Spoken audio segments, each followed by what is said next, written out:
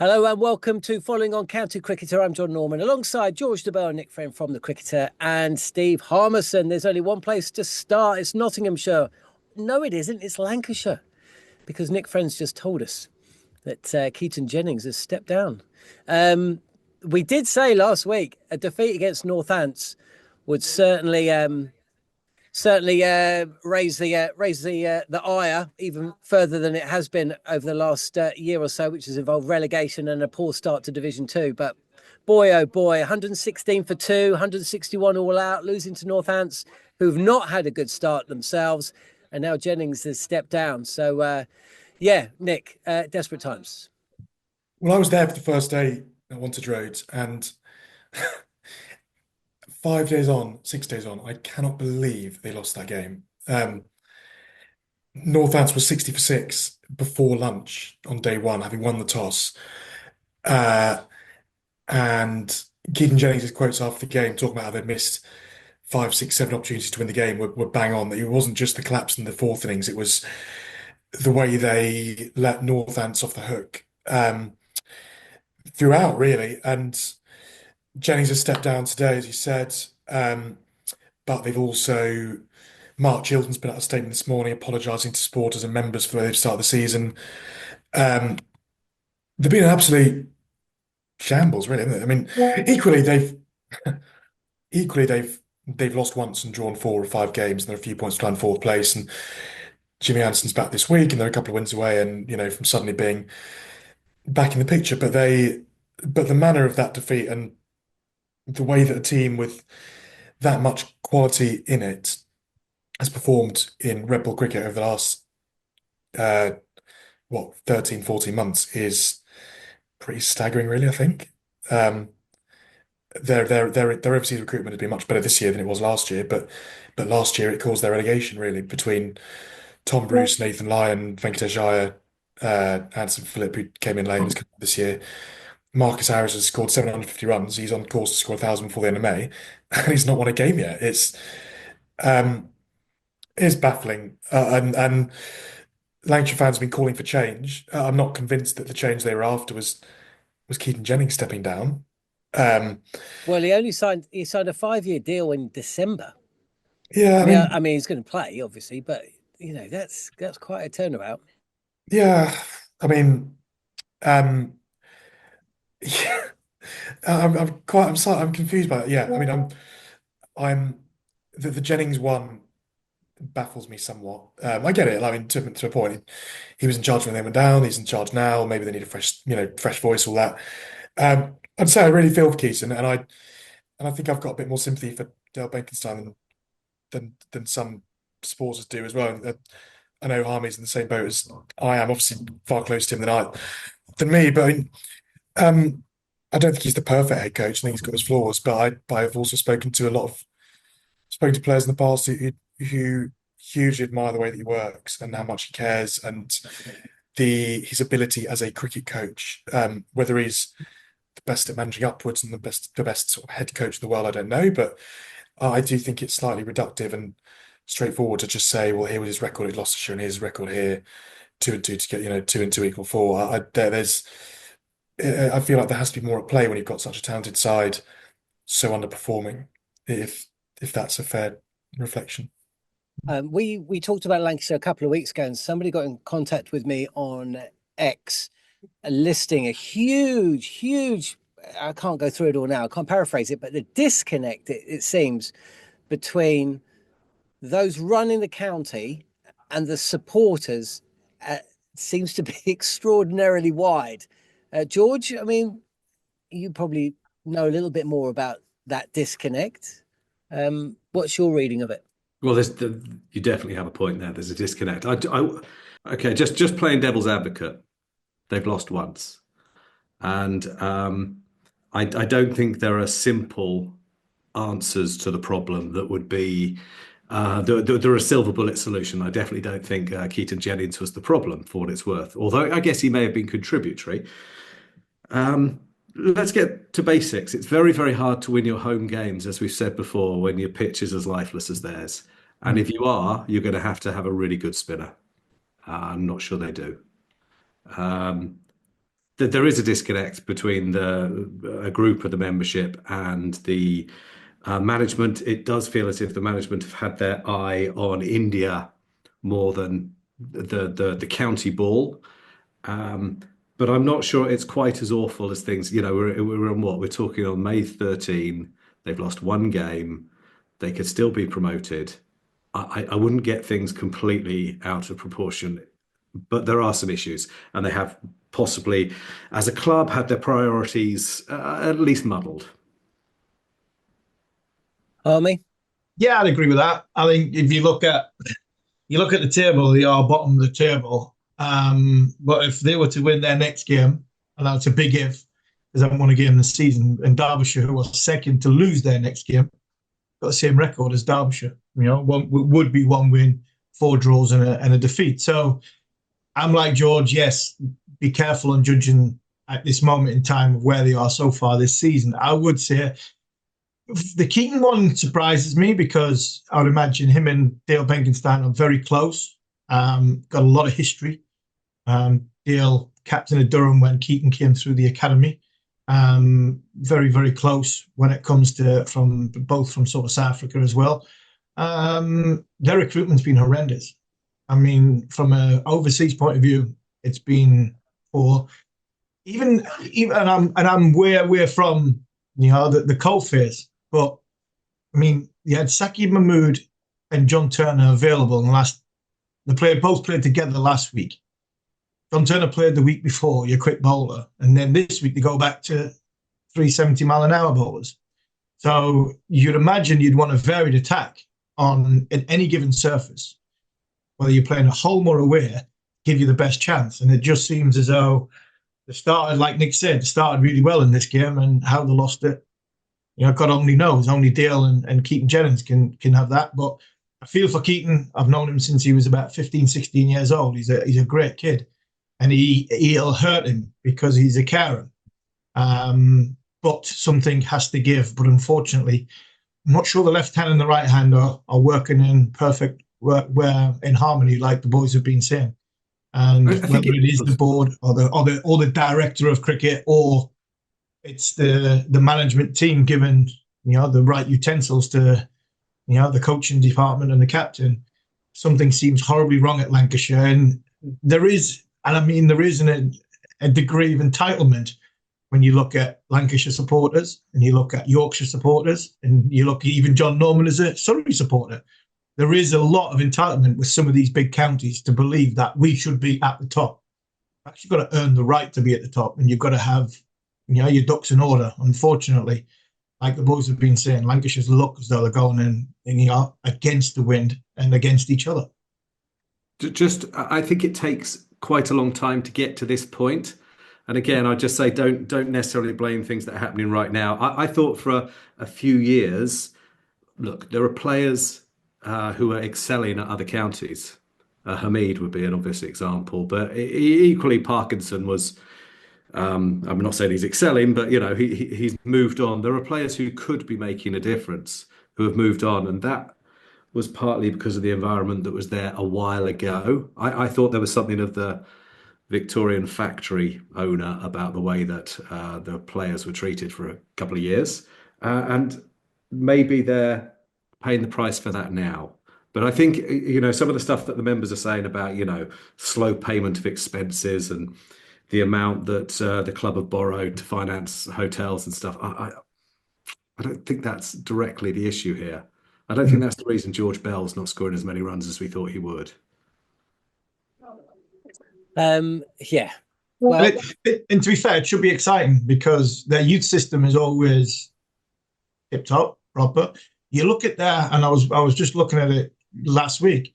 Their nursery ground that they've got built, I think it's in the north of Lancashire, or Preston Way, Bolton Preston Way. It looks fantastic. The facility looks absolutely fantastic. So you look at the ground. The ground is unbelievable compared to what it was like even 20 years ago. See, that's important though, because they had to redevelop. Yeah. That ground, do you remember that ground missed out on an Ashes? Yeah. Had to redevelop. It was derelict. It was derelict. So was Headingley. Yeah. Headingley was derelict. I mean, Headingley Well, was a they all shock. were, if you want to go back far enough, but they were a bit behind the curve there. And they've got this business model, which I know people don't like this sort of language, but it does bring in a lot of money. Those hotels work, the conferencing, it works, and you can put the money into cricket. Now, whether they've got that balance right, they might not have done, and the attention may have been diverted a bit. But I wouldn't want to criticise them for that. And they do produce young players. They've got a second 11 coach. Carl Cricket, the second 11 coach. I can't think of anyone better to work with a developing player. So it's not awful. It's not. We've all seen awful clubs. It's recruitment. And, The recruitment's been and poor. the thing is, it's under performing because there's a lot more potential. But I would just get it in proportion a little bit. Okay, well, that's what this show's all about, getting things into proportion. Look, we're going to talk about Lancashire over the next few weeks, I'm sure. I mean, those two games they've got against Derbyshire and Leicestershire before the 7-game chunk of the county season comes to an end. So we'll see where we are then. And as you say, Jimmy Anderson will be playing in that next match. He was in talkSPORT studios today saying that he's going to be playing not just in the county championship but also for the Blast for Lancashire. So maybe there are some more positive times around the corner. We are going to be talking about we're going to move from the bottom of the second division to the top of the first division very shortly. We're going to be talking about Nottinghamshire. Can they continue their golden run? You are listening to Following On County Cricketer.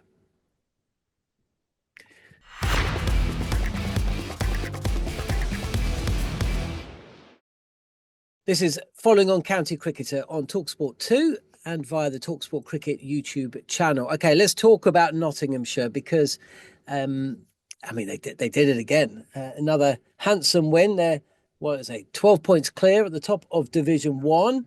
They face your boys next, Durham, Harmy, and they've won 3 games in the league so far. That's more than anybody else in Division 1. Can they really continue this all the way through the summer, do you think?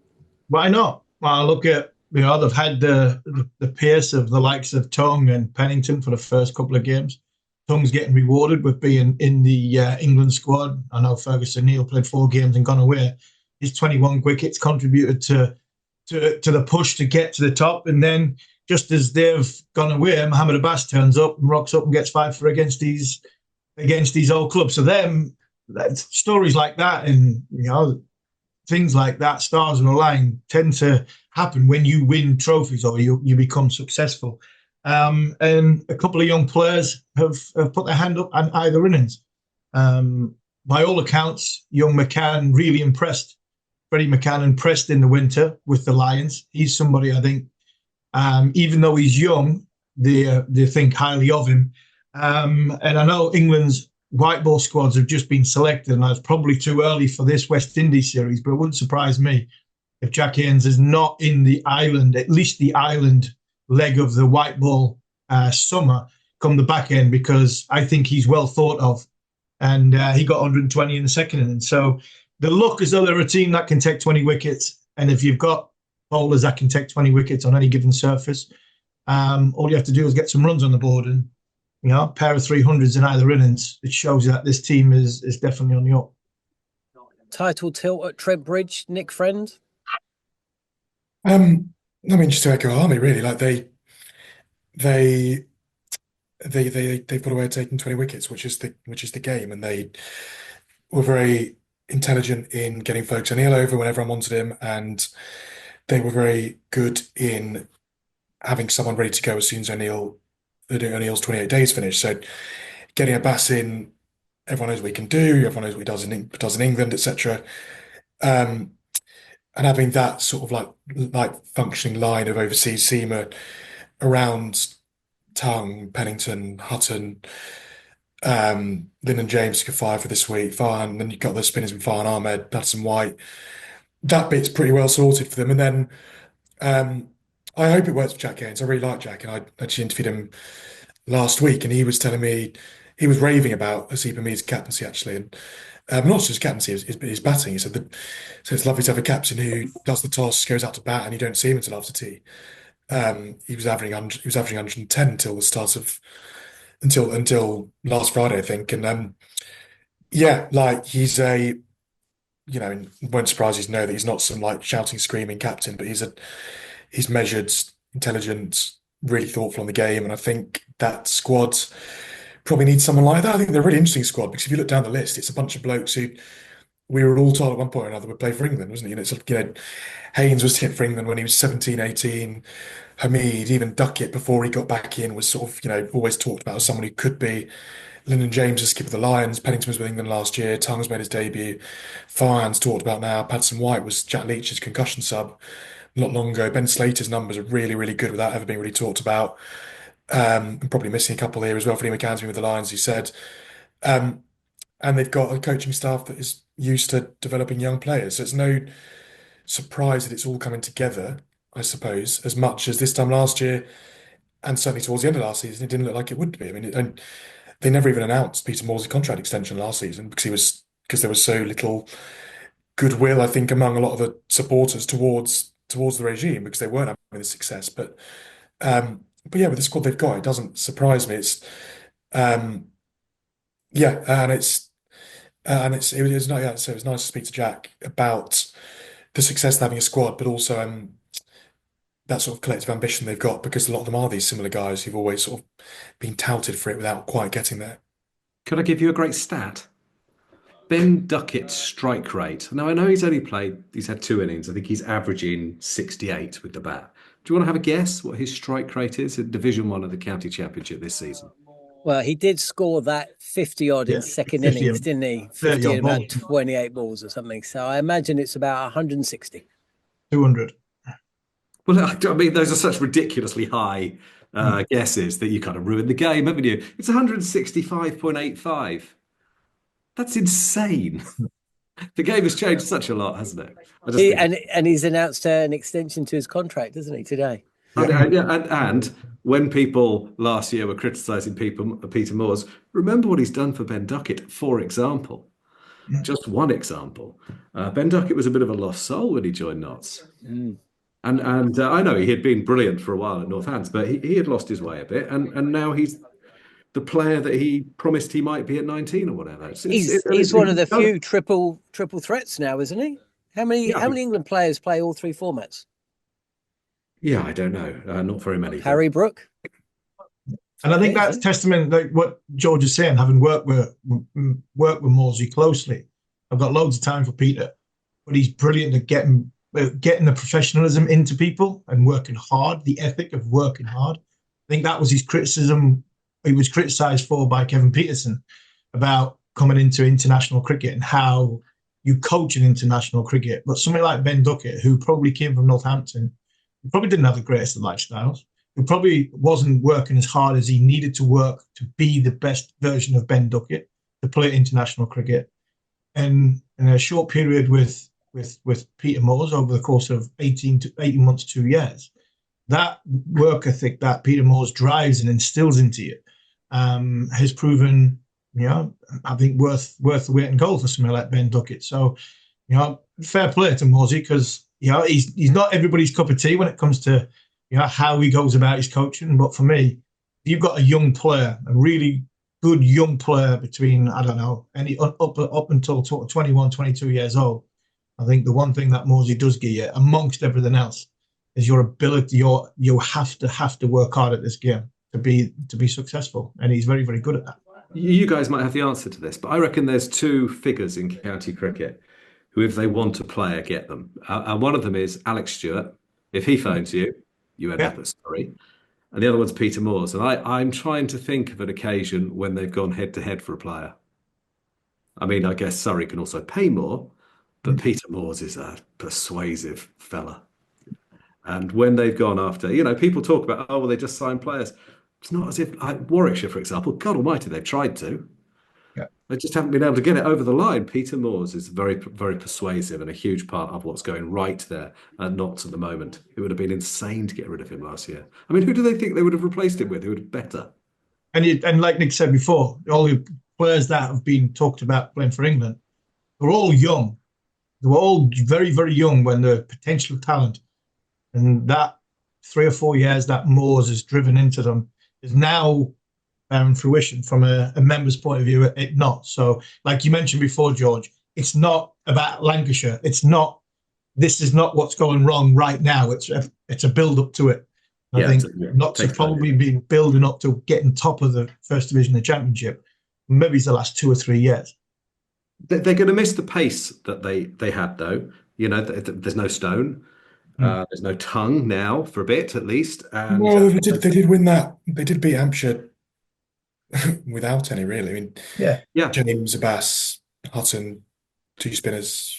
But there were times early season when Tongue, for example, made a difference. Now I don't know how Oh, long absolutely, yeah. In Pennington's fact, out. one thing that Jack Gaines said to me actually about Josh Tongue, who he's known, since their Worcester days, was, and this is very relevant, I think, this week, given the way that some of the games ended up, is the advantage of Tongue. He said, you throw him the ball and he's 7 down, and you're pretty much off the field. And I dare say that's one of the things England like about him, and I dare say that's one of the reasons Yorkshire couldn't quite get over the line against Essex. Warwickshire, sorry, game petered out as it did, because on these flat ones, you've got to have something slightly different. And I know, George, you tweeted and wrote about Chase Simmons, didn't you? But there wasn't enough. I mean, there's not always enough of that going around, I suppose. No, well, I mean, are we moving on to that job, game? Should we move on to that game? Yeah, let's move on to that game. 4 It's days of probably the it. longest you've ever gone without speaking about Surrey, to be fair. Pretty sure you do it in your sleep. So I've still got half an hour of the show to go. People are finding out the pitch kryptonite is Surrey, aren't they? Yes. Well, to be fair, that's what pitches are like at Edgbaston. They're just old. I also just don't. I find it really interesting that there's a bit of this is what we're going to get when we go away from home stuff coming out, isn't there? And I don't. County cricket is such a weird sport, isn't it? Like, because it exists between this sort of like constant debate of what's it for? Like, is it for England, or is it to try and win games for your county? I'm surprised it's taken 3 years for counties to start doing this against a Surrey team that's won 3 titles in a row without a specialist spinner. Like, why wouldn't you produce a flat one to try and nullify the threat of the opposition? I know that's not as simple. And they haven't got masses of pace either. No, exactly. I don't understand why any county playing against a team as strong as Surrey in that area would produce a green top for Dan Worrell. Like, yeah, you're turkey voting for Christmas, aren't you? Like, why wouldn't you go? We will back ourselves to produce a flat one, bat ourselves into a position where we can't lose the game, and go from there. Because ultimately, you're all fighting for the same prize at the end of the day, aren't you? And I know, times come and go when there are directives, produce this or produce that, or the game needs this or that. But fundamentally, it's still a competition in its own right? Like, and you've got to do what's most sensible, most logical. I don't know your own team. I don't know that the Edgbaston coaching staff are asking for quite what they're getting. That was definitely a factor last year. But they are pretty flat wicket. So do you know what? In this game, Warwickshire pretty much couldn't have bowled better. They're brilliant. In fact, I was going to say their seamers were brilliant. Rob Yates bowled really well, but Ethan Bamber and Ollie Halland-Dolby, absolutely impeccable. And actually, it wasn't the flattest wicket I've ever seen. I mean, it was very flat, but there was a bit of carry. The carry was okay, and there was some swing. So it wasn't a good balance between bat and ball. No one's going to pretend it was. I've seen miles worse. I mean, miles worse. And sometimes, Ben Folkes in particular played very well. But I think what Nick was alluding to there is there was a spell on the third day where young Shay Simmons, 21, second first-class games, roughed up some of the Surrey batters. And in fact, I think we talked about it on our WhatsApp group, didn't we, at the time? And, the people he bounced out, okay, they're not top order. It was Jordan Clark and Nathan Smith, wasn't it? But it was a flat wicket. It was... No one else was bouncing anybody out, and he did get them in one spell. And there were times when he was sort of bowling that bodyline type ploy, and it was good. It was uncomfortable. He got up to 86 miles an hour. He's probably the quickest bowler on the Warwickshire staff, him and Michael Booth. And he looked really promising, really exciting. Yeah, I like young Simmons. Rob Key sent me a message last year. Before the season started, with about 15 or 16 bowlers, just 30-second clips of each one, just to have a look and see what. And it was a lot of the younger bowlers, and he was on them, and I mention Keezy every time I see him. Where's young Simmons? Because he looked as though he had the nicest action. He looked as though he had very good aggression. He had decent pace. But he just seems as though he's been injured. And I seen some of that spell, and you wonder where it could go to, because he looks as though he's got the physique as an athlete, and he's physically looks as though he's very strong. And it doesn't look as though there's a great deal to go wrong with the action from a technical point of view. Just seems to be that whether his body's strong enough. But boy, he can bowl quickly when he set himself away.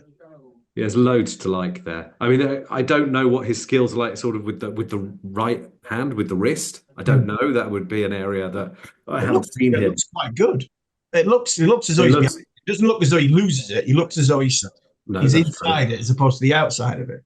They seem to be worried about him getting through games. But as I say, he's 21 and people mature at different stages. I don't know. He on the look, those wickets we've been talking about for years. County cricket favours medium pace seamers who are no use at test level. And now we're producing a few wickets which are more like test cricket, traditional test cricket. People are moaning about that. So there is a balance. It's almost impossible to get it right every game. I don't know. I didn't think it was that bad. If you produce these pitches, you might find clubs more inclined to play the Simmonses of the 21-year-old Simmonses of the club. And spinners.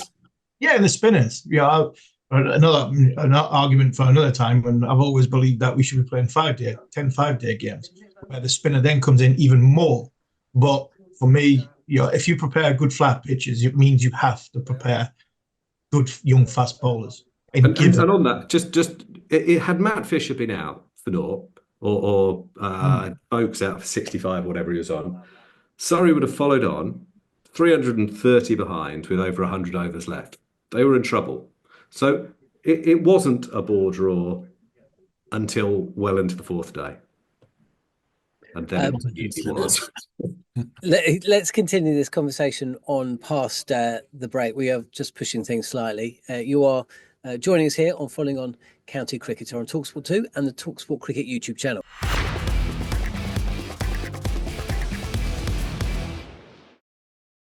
This is Following On County Cricketer. We're talking about the game at Edgbaston between Surrey and Warwickshire. I was up at Edgbaston. I saw you briefly, George. I just want to move things on a bit because we've released a video this week of an interview that I had with Dermot Reeve, former Warwickshire captain, World Cup final participant for England in the 90s.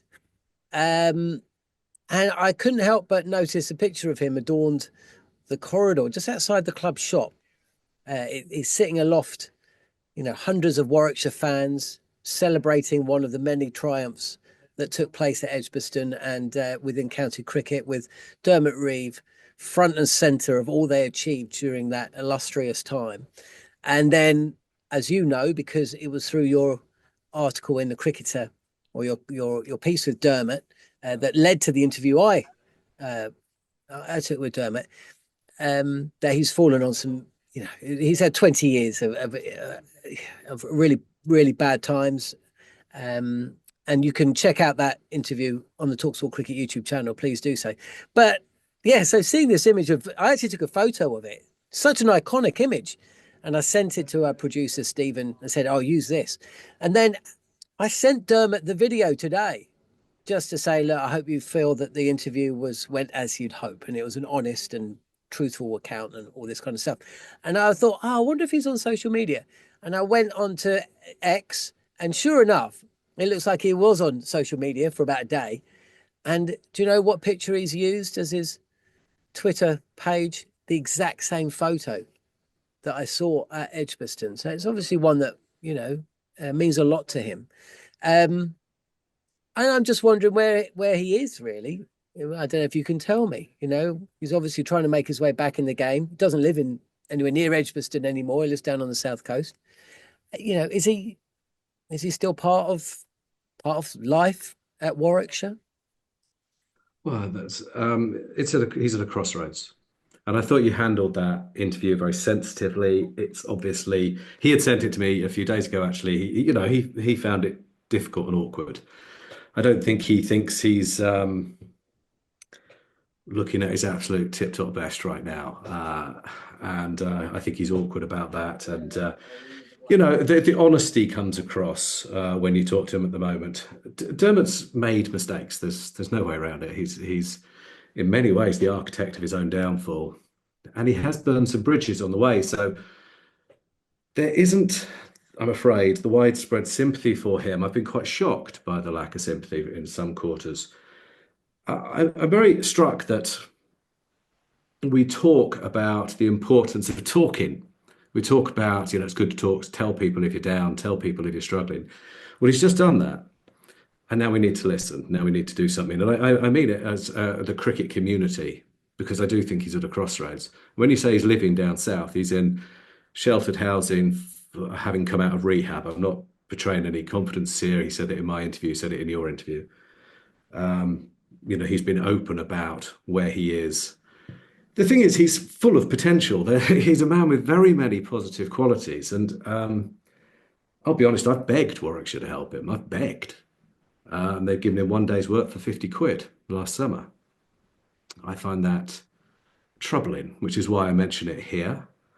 It's all very well. We'll all sit around in a few months saying, if only someone could have helped. We can help right now. And I promise you, I have put my money where my mouth is on this situation. I just think that he is absolutely not perfect. He has absolutely made some mistakes, but we all do. And I think eventually we all need a bit of help. And right now is the time. And so if people think that he could be used for speaking engagements or even a bit of coaching or advice or anything like that, I think he needs a bit of work. And I think he needs a sense of purpose, and I think it will be repaid 10 times over. Like all of us, he's a mixture of good and bad, but I do think he's got to a stage where he has realised what his mistakes were, reconciled himself to them, and resolved to be better. And he will need a hand up the ladder at this stage. And I think it would be hard to exaggerate how low he's been, how bad it's been. And if we can help, then probably we should, don't you think? Yes, absolutely. Well said. Certainly something that I went into the interview very mindful of, and we spoke about this before I did the interview. I didn't want to, there's a story there, and in the wrong hands, that story can be abused. And promises could be made. And look, you ran it past me first as well. Yeah. And I can't remember what we talked about. There were a couple of bits that you may have edited and stuff. And he doesn't find it easy. And he's not finding it. I don't think he'll watch that with any pride or anything. But it's honest. It's honest from you. It's honest from him. It's well-intentioned. At Warwickshire in particular, they talk about once a bear, always a bear. These slogans, it's good to talk. These slogans, they're bloody easy to say. Let's actually do something about it. He's going to be appearing with you next week, isn't he? Yeah. After the lights go out, which is what are you on? Series 3 now? Series 4. This is the show that is perfect for Dermot, because we talk about players with sportsmen and women that go from professional life to professional sport to civilian life, and the struggles you have with it in between, whether you have money troubles, whether you have addiction troubles, loss of identity.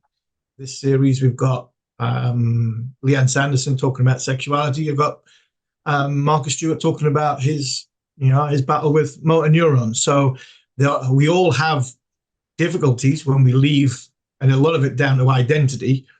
When we've had such sort of fame and fortune for 15, 20 years of a top international career.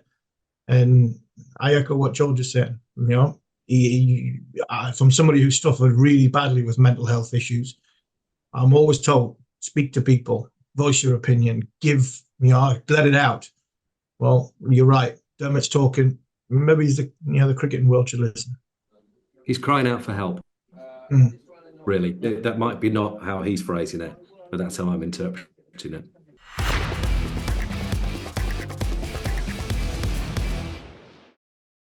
Shall we move on to a game which not for the first time this year. I couldn't help but notice how many thousands of people were watching it on the YouTube streams as the game built towards its extraordinary climax.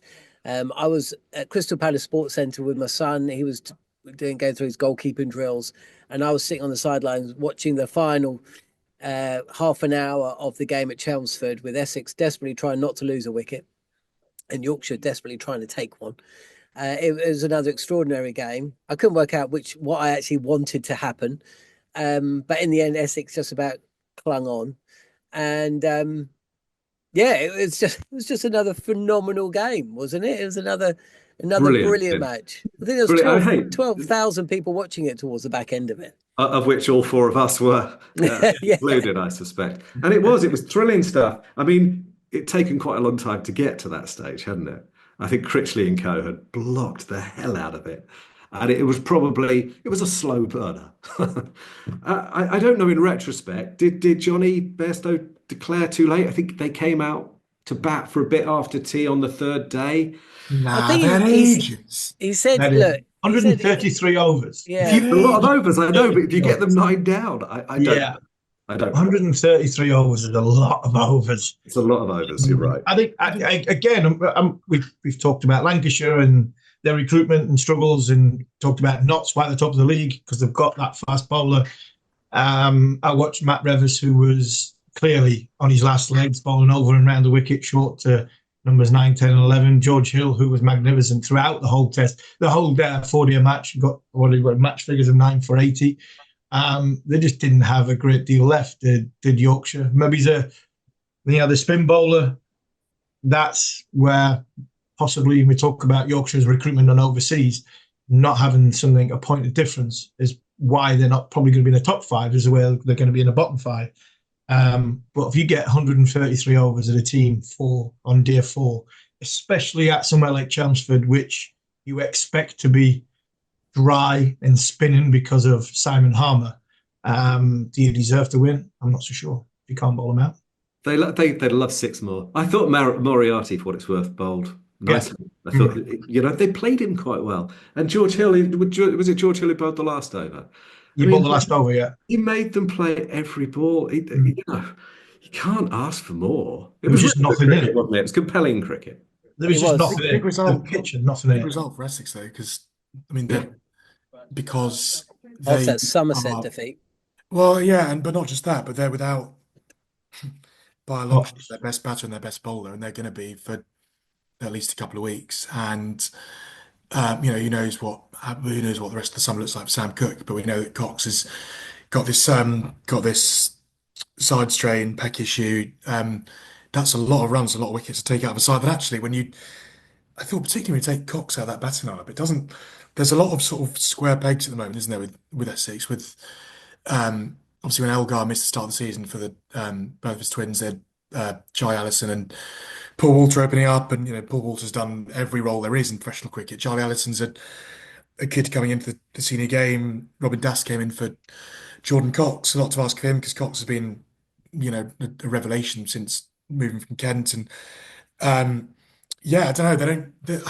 It sounds ridiculous. It sounds ridiculously obvious to say, but they don't look on paper anything like the same proposition without Cook and Cox. So I think to come away from that game where they were basically behind the 8 ball for all 4 days of it, with their 8 draw points plus I can't remember how many bonus points they picked up, but essentially with something from it was probably quite important for them because there is a world where the next couple of weeks are quite tricky for them. Good result for Somerset.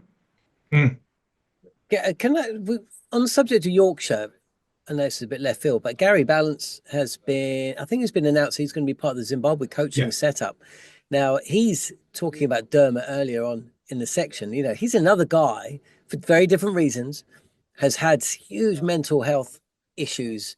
And I wasn't sure what was going to happen with him, but he is going to be back in the country.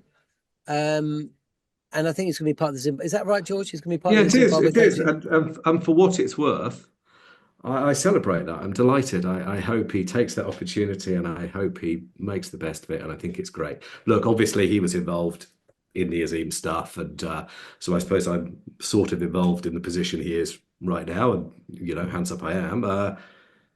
And he's owned it. That's the thing. He's owned it. He's again not portraying confidences. He and Azim have been in touch. There were apologies. There was reconciliation. Uh, uh, in many ways, that's where lots of people of sort of my age are. That you look at your life and you think you probably made mistakes and want to do things better. And I've got nothing but goodwill towards Gary Balance, and I hope he absolutely nails that opportunity. I'm sorry he's not still playing, to be honest, but that Zimbabwe side, I'd be lucky to have his knowledge of conditions, his knowledge of the opposition, his knowledge of batting. No reason at all that he won't absolutely nail that role as a batting consultant. And I really hope he does. Speaking to Jimmy Anderson today, we'll have to wrap things up here, but I asked him, one of the questions I asked him of the current crop of England bowlers, which one is he most excited to see where he's going to get to? And he was a little bit quiet first because he was like, well, I don't know what the team's going to be or the squad's going to be. But then he kind of answered the question. Do you know what? I'm just wondering whether you would guess immediate. Would it be immediate to you guys? Harmy, maybe start with you. What bowler do you think he would? Baker would be somebody that I would think would be one. If you're talking about exciting, you're not talking about the likes of Jofra and Woody and. No, I'm talking about the current crop. The I would ones say in and around the... Cars, Baker.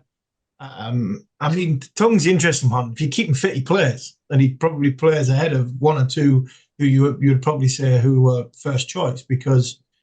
You know, I look at Josh Tongue to something similar to when I first got into the team. It's a point of difference. The point of difference that we won't have somebody that can make the ball bounce on flat pitches. Ball release point 88 miles an hour. You know, they're worth their weight in gold. So it'd just be a case of keeping them fit. But I'd imagine Jimmy could say anybody, but I would say somewhere like Bryden Carse, I'd say somewhere like Sonny Baker would be two that I would have thought would be interesting for the future selections going forward, if he didn't mention Josh Tongue. He said Sam Cook. Sam Cook, yeah. Sam That's Cook. really interesting. I thought so. And I was wondering if you guys would find it interesting, or maybe you would have thought it was obvious. Sam Cook, I don't think it's obvious at all. No, but that's fascinating. But bear in mind, he's the one who kept Sam Cook out the side. Yeah, maybe a bit like for like, in a way. Well, at this stage, I mean, you know, obviously Jimmy Anderson had a yard of pace, didn't he? But when he started, he was sharp, proper sharp. So it wasn't until he was 40 that he was bowling, to be fair, at Cook's pace.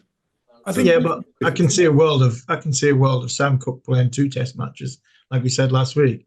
England top order don't fire. Wilkes is back fit, and you go, who do you pick, Sam Cook or Chris Wilkes? Both of them who are, you know, late 70-mile-an-hour bowlers. They're going to pick Chris Wilkes every day of the week to bat at number 8, because if England's batting don't fire, he adds depth, and that unfortunately is what is, you know, in the foreseeable future for someone like Sam Cook, unless he nails a 5 for a 5 for and a 5 for and really nails down his plays. Awful to say it, but unfortunately, we've seen this film before, and it's unfortunately the star of the show. He has to nail it, because if he doesn't, he'd be out of it very, very quickly. Nick Friends, a wee bit with his fitness.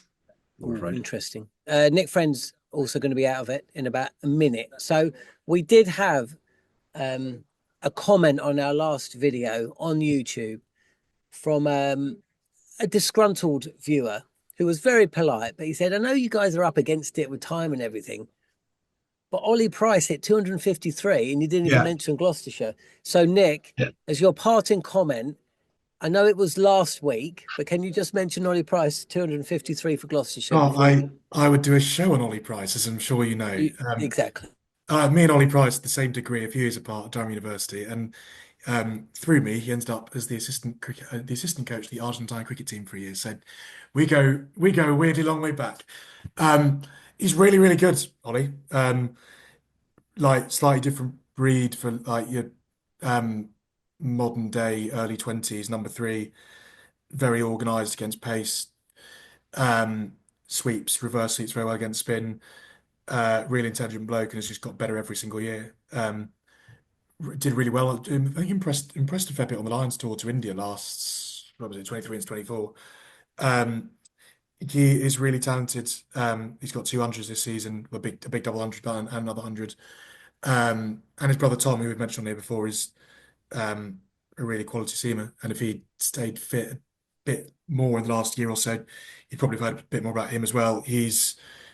They're two really good, really interesting cricketers. And give it a year or so, and I reckon they'll go places. Like they improve by like every year, and good people. I knew you were the person to ask. Okay, you head off for your interview, and myself, Harmy, and George will see out the back end of the show. You are listening or watching to Following On County Cricketer. See ya.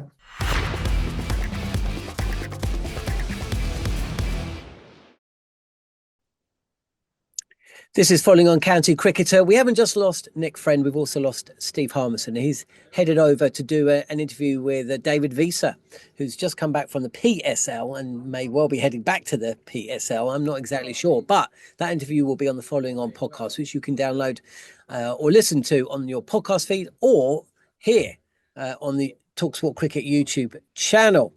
Before me and George round off the back end of the show, I should just tell you that George and Nick and the rest of the cricketers team are dedicated to covering county cricket in more depth than anyone else. It's certainly where I go for my match reports after a day's play. It was great to see Mel at Edgbaston the other day as well. Reporters on the ground at every round of fixtures this summer. Why not try their award-winning news? 7 years, I think. George is too modest to mention this, but 7 years, back-to-back titles, the ECB Domestic Cricket Journalism Awards, I believe. Why not try their award-winning news, features and insight on all 18 counties for just £1 by visiting thecricketer.com/digital. Before we talk, yeah, it is a bargain, isn't it? I mean, that is a ridiculous. I mean, I don't even know if you could buy anything for £1 apart from that these days. Certainly when I go to Poundland next, I will be asking for the Cricketer. Surely they should sell it. Two games that we haven't mentioned, Glamorgan Kent and Ben Kellaway, who took a fifer last week, followed it up with 181 not out, which you don't even really need to know anything about cricket to know that's pretty good. And the other game took place in Division 1, and Worcestershire lost again. They're now 31 points adrift at the bottom of the table. They've lost 4, drawn just a 1, and that was in heroic fashion, batting out 200 overs against Somerset. So they were pretty heroic this time, to be fair. I know, and actually they nearly saved another of those games, didn't they? And like a couple of weeks after that Somerset one. But if you keep getting yourself into that position when you need it was a bit like, it reminds me of Headingley in 2019, and Ben Stokes did what Ben Stokes did, and after that, everybody was panning me for being critical of the England team after 2 days, where they've been bowled out for 67 or something. I can't quite remember the details. No, I mean, it's amazing how you forget that bit, isn't it? But yes, well, they needed a miracle. And that was the point I made. It's like if you get to a halfway stage of a game needing a miracle to get out of it, then you're going to win. You're going to lose more than you're going to win. But anyway. I mean, Worcester's batting just doesn't feel strong enough, does it? No. To survive in the division. But you know, Sussex again doing really well, and there's quite a lot to like about Sussex. I mean, the balance of the side, you know, having two guys who can bat and bowl spin within the top 8, it gives that team terrific balance. Ollie Robinson not being used by England gives them a top seamer. There's a lot to like about Sussex, and they probably went into the season. Well, they wouldn't have said this, but their supporters were hoping for them to stay up. And, you know, who knows where it ends? They're not going to get a lot of call-ups from England. I don't know. They're doing great. It's a big game for them. I think they're at Taunton this week, and that feels like Somerset supporters wouldn't like it, but an opportunity. Yeah, absolutely. There's some big games coming up. I mean, what makes things worse for Worcestershire is that they haven't even faced 3 of the top 4 yet. That's not really where you want to be with 4 defeats out of 5. Harmy wanted to talk about the IPL, but Harmy's gone. Obviously, we've been watching with some horror at the events escalating in India and Pakistan on the border. It does seem like things have eased between the two countries. Sport doesn't really matter at times like this, but it's notable that both the PSL and definitely the IPL seem to be back, which indicates that things have eased. But of course, they're going to be played later. So the knock-on effect for English cricket is quite big, because of course it means there's going to be it's going to be a competition for players essentially at a time of the year where England didn't expect there to be one. Actually, I think I could say, I think I've just got confirmation this second that England are going to let the players go back if they want to go back. So certainly Joss Butler and Jacob Bettel are going back to India, but they're going to have them back before the series. So they're not going to allow them to play in the knockout stages. Wow. I was not expecting that. And I went on the following on podcast and said I expected those players who were playing for teams still in the hunt, your Joss Butlers, for instance. Well, look, I could be wrong. The ECB would let them. I'm telling you this information in real time. It's basically 3:30 on Tuesday afternoon. Let's see. I could be wrong. This is how the news works, isn't it? But that's the information I'm getting right now. Checking with a player and a player's agent and various other people and a player's dad. That's how old I am. And they are pretty much saying the same thing, that, yep, some of them are going back, but the actual NOC, the no objection certificate dates are not being changed, which I guess means that the BCCI, the IPL have accepted that, the ECB did bend over backwards to try and accommodate the BCCI and the IPL. But, the parameters have changed and there is an international series and that is taking precedence. So if that's right, I think, to be fair, I think the ECB have got that spot on. Let's see if they all come back. And I'm not sure one or two of them are going to go back to India anyway. I'm not sure that Will Jackson's going back, for example. Don't think Jamie Overton is going back. So we'll see. So it's a different situation, whichever player you want to look at.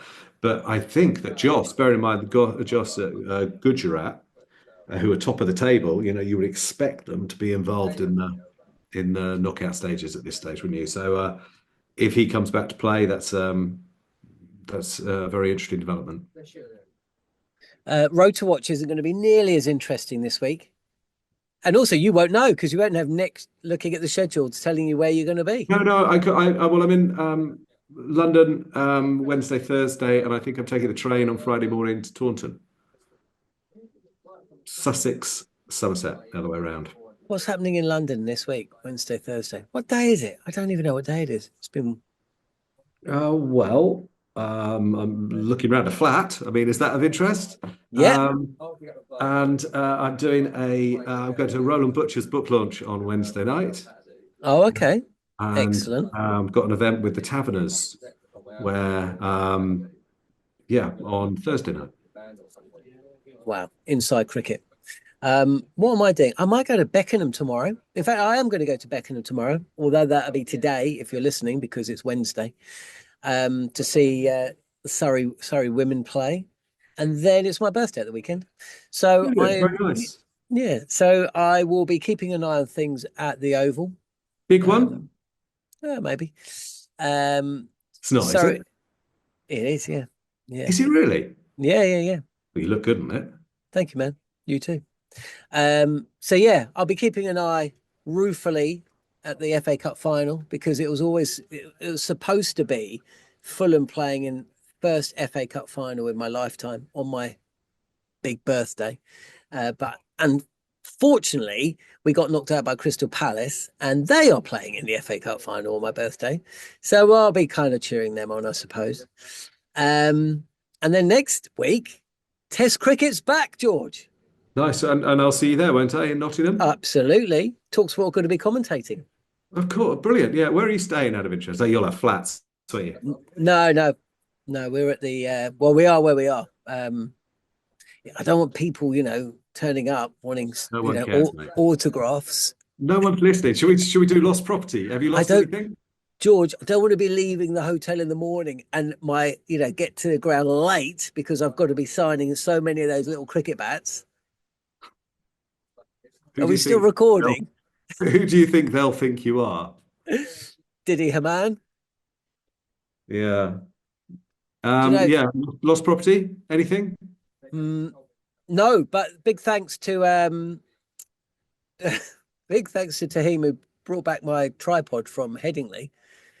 So yeah, I'd left my tripod at Headingley. I asked Vish to do it, and Vish said, "Yeah, I'll do it," and then he forgot it as well. You got any lost property you want to mention towards the back end of the show? I haven't seen my boyish good looks for a few years. Well, If if anyone anybody's knows where the seen hell they George's, are. if anyone finds George's boyish good looks, you know where to send them. But for now, that's Never it. existed. Yeah. We're out of here. Thanks for joining us on Following On County Cricketer.